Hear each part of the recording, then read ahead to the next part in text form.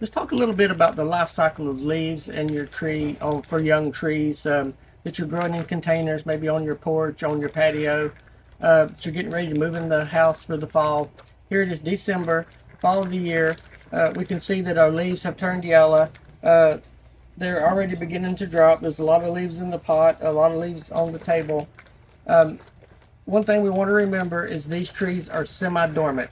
They don't go completely dormant, but as the days get shorter, the temperature gets cooler, they're going to start, the older leaves are going to start losing the chlorophyll, they're going to start turning their winter colors, and they're going to drop.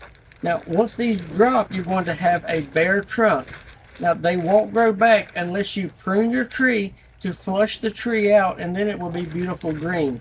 Now, here's a pot, or a younger tree in a container, that is a younger tree that is not showing the winter colors yet, and it is very variety specific.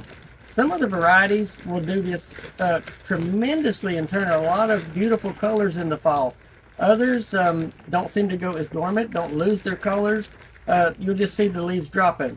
Another question is, why do my leaves drop when I take it inside?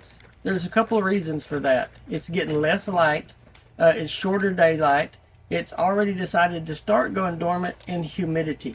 Humidity is the most important thing when you take a tree in. If you take it from, say, 60% humidity outside to 30% inside, it's not going to like that, and in about 2 weeks it'll start dropping the leaves.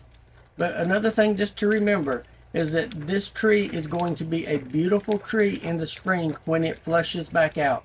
So don't be really concerned when your tree starts losing some leaves and going semi-dormant in the wintertime. Just cut back on your fertilizer, cut back on your water, because it's not needing the nutrients, it's not needing the water. The best thing to do is use your moisture meter. Everybody's got one. I've got a short one. Put it in the pot. If your soil feels damp, that's adequate. Just keep it damp.